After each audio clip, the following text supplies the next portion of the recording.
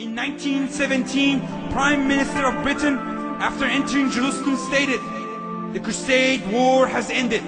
In the same year, the French General Goro went to the grave of Salahuddin Ayyubi. Salahuddin Ayyubi, the one who 730 years prior crushed the Crusade and liberated Palestine and Syria. He went to his grave in Damascus and kicked it and said, "Wake up, O Salahuddin, we are here."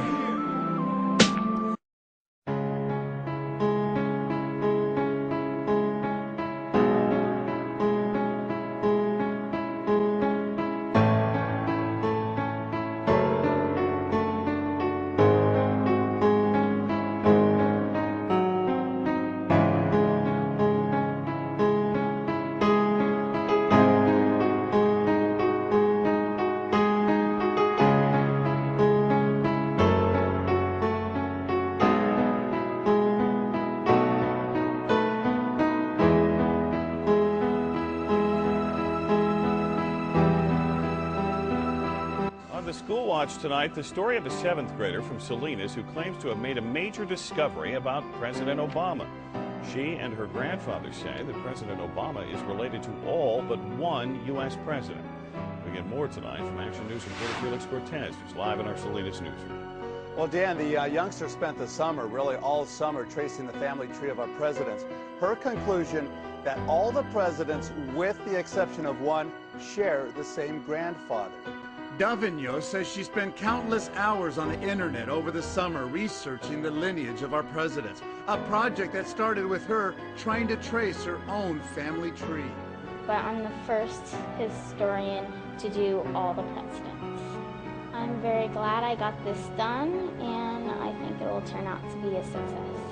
The Monte Vista Christian 7th grader has written President Obama to tell him the presidents before him are his cousins. She hopes to present this family tree chart personally to the president.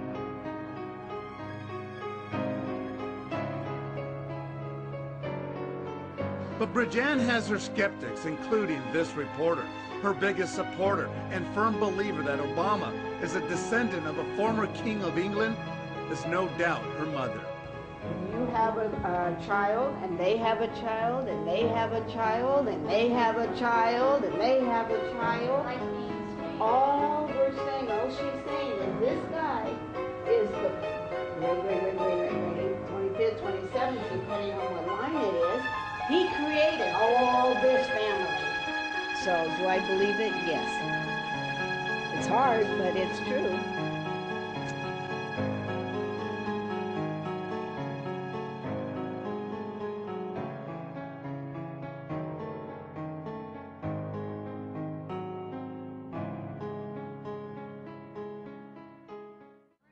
When he says that voting for Bush or Kerry is a wasted vote, since they might as well be the same guy. Now, Russo is a former movie and rock show producer running for president as a libertarian. Earlier today, I asked him, why are you running for president? And that's the big question. You want answers? I think I'm entitled. You want answers? I want the truth! You can't handle the truth!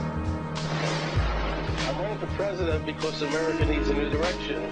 We're heading towards big government totalitarianism, and it's time for the government to go back towards the Bill of Rights, the Constitution, and individual freedom. Now, isn't there a big enough choice now between George Bush and John Kerry as it is? No, they're the same person. If you look at their policies, they're exactly the same. Well, they're pretty different. No, they're not. That's what they want you to believe. Let's examine their policies. They both believe in overspending. They both believe in illegal immigration. They both believe in gun control. They both believe in NAFTA and GATT. They both believe in foreign aid. They both believe in the welfare state, just differences of degrees. They both believe in the Patriot Act. They do differ in those policies. Within those policies, they may differ to a minor degree, but they still, the basic thrust is still the same. Okay, now they both for the Patriot Act.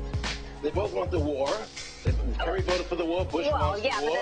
But Kerry voted against backing the additional funding for the war, so it is quite different. So you are running. You are running for the war as.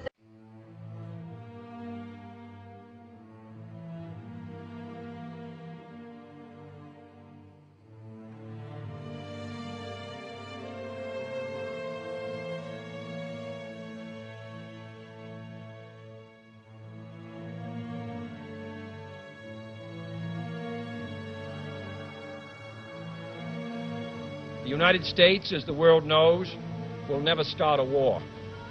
We do not want a war. We do not now expect a war. This generation of Americans has already had enough, more than enough, of war and hate and oppression.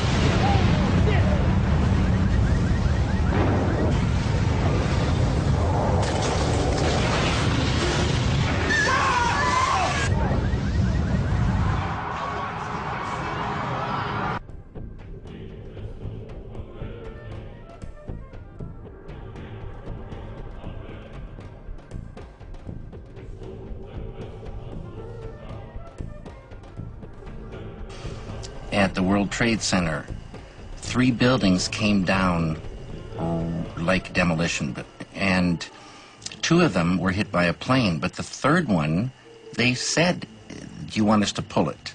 And they pulled it, and it looked just like the other 2. Those things bother me. In Pennsylvania, the plane that went down, it was just a hole in the ground. There wasn't any wreckage. There wasn't any skid marks. There wasn't any tear in the earth.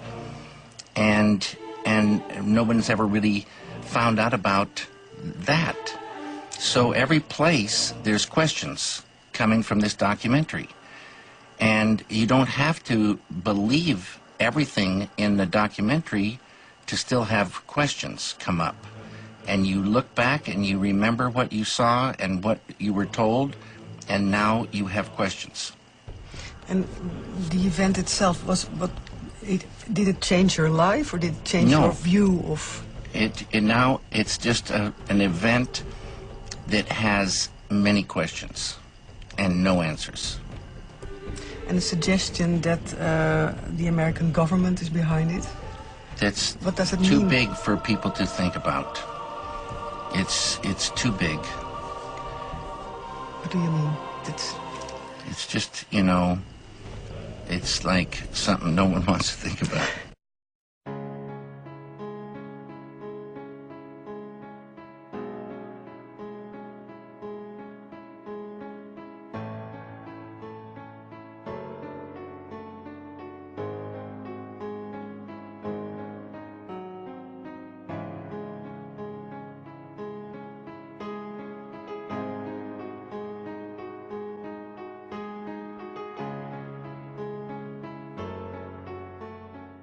You have owners. They own you.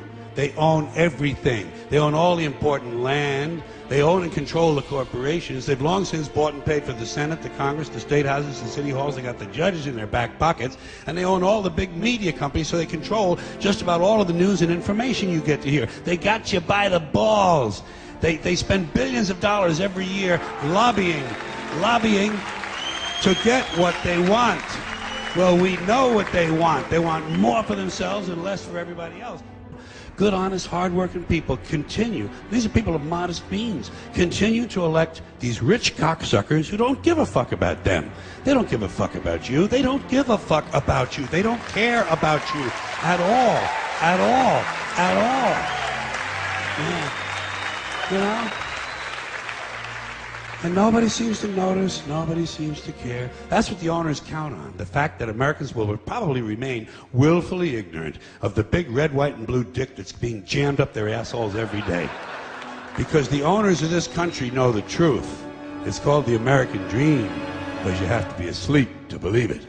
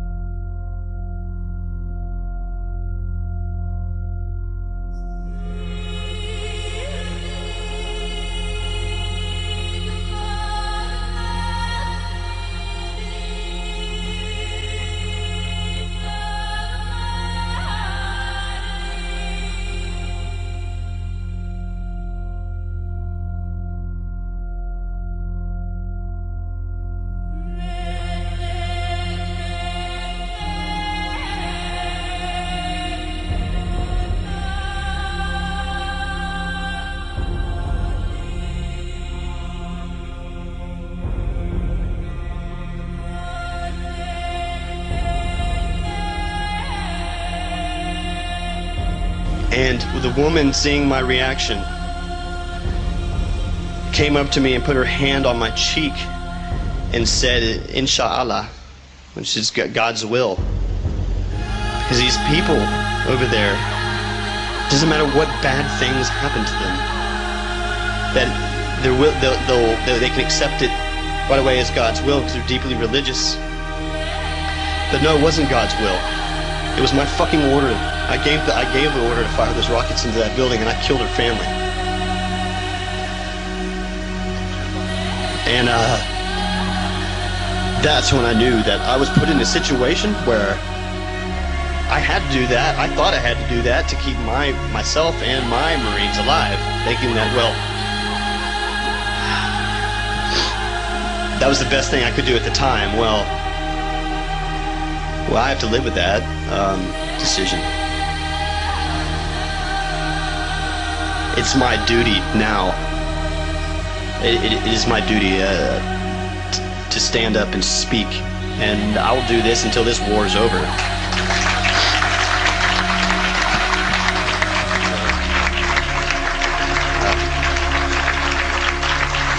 That's all I have.